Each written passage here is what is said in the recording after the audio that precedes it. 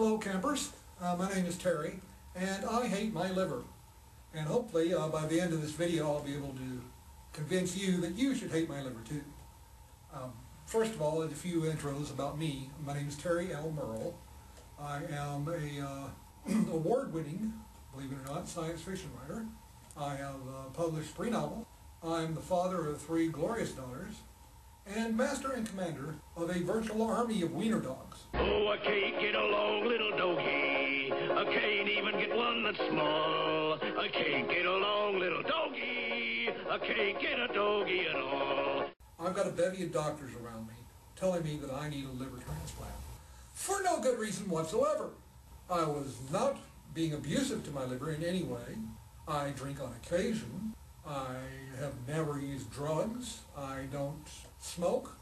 I have never caught hepatitis. At the age of 56, I'm told I have the blood pressure of a teenager and the heart of a football player. And yet, for some reason, I have stage 4 cirrhosis of the liver. Most people think that when you have cirrhosis of the liver, it's because you've been drinking a lot. And I assure you, in my case, that was not the deal. I do drink on occasion. I go down to the German restaurant, both in celebration of my birthday and in celebration of my German heritage. Also mir keine deutsche Abstammung, habe ich das Recht dazu, glaube ich, ab und zu ein Bierchen zu trinken. Und das geht mir an und nichts an. So, why do I have cirrhosis of the liver? It seems that I've been tapped on the shoulder by the cirrhosis fairy. Do you know what happens when your liver goes bad? Because of my cirrhosis, my liver, which is normally, rather large and rubbery and flexible, it becomes smaller and hard and crunchy. My spleen has enlarged itself to try to compensate for the misfunction of my liver. Now, when your spleen gets large, 3 things happen, destroying my platelet count. A normal person has about 650,000 platelets per unit of blood. My last platelet count was about 40,000. And platelets are kind of important because if you cut yourself shaving, it's the platelets that keep you from bleeding to death. The second thing is I have developed a condition called ascites. Ascites is a fancy word for lots and lots of fluid down here in your abdomen. I have to go to the hospital for a procedure called a paracentesis.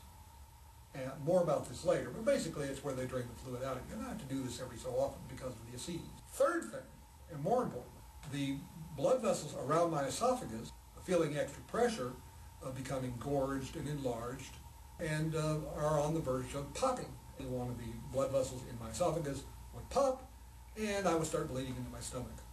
And with, again, a low platelet count, this is not a good thing to happen. But wait, there's more. One of the liver's main functions is to purify the body of certain toxic elements. One of those elements is ammonia. And because my liver does not function as it should, I tend to accumulate lots and lots of ammonia in my body. It goes all the way up here into my brain. As a result, it makes me kind of, what's the word? Crazy.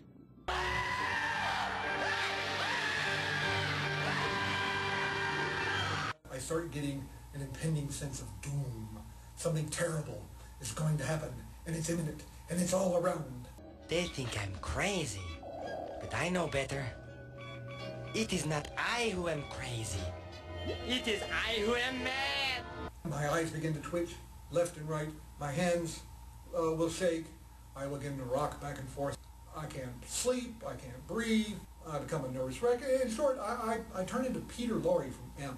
Dieses verfluchte in mir, das Feuer, die Stimme, die Qual. To combat the craziness, I have to take lactulose. Now, lactulose goes up into my brain, it gloms onto those little bits of ammonia, and it helps to wash them out of my system. It's not just going nuts that worries me with the high ammonia levels. High ammonia can kill you. The trouble with the lactulose is it's like 400 times sweeter than regular sugar.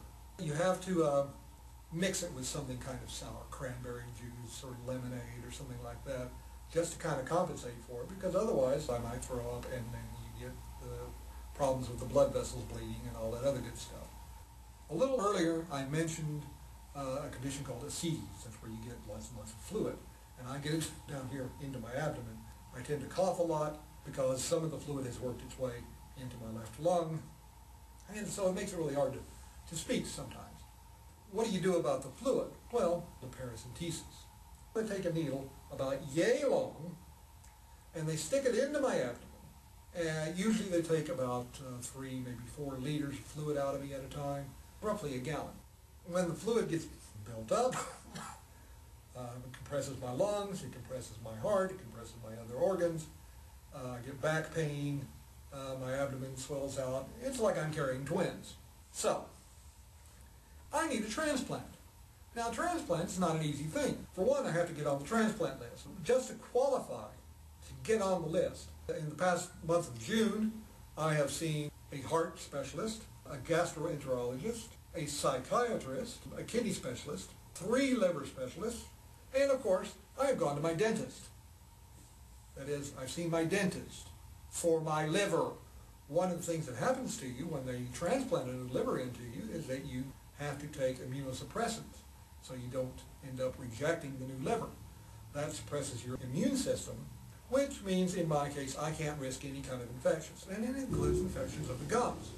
I do have insurance, thank God for that, and I have a capital of $6,000 a year. So as long as I can pay my $6,000, the insurance company will pay for the rest of it. I have to take immunosuppressants to keep from rejecting the liver. They cost anywhere up to $8,000 per month. Well, that's $72,000 a year to keep from rejecting the liver.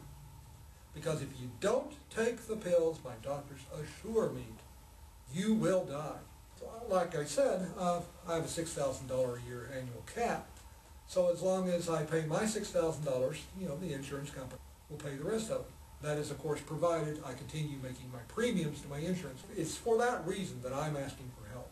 Now, I'm required by the hospital to do a certain minimal amount of fundraising. In compliance with that, I have set up a site with GoFundMe, and the link to that GoFundMe site is on this website, IHateMyLiver.weebly.com.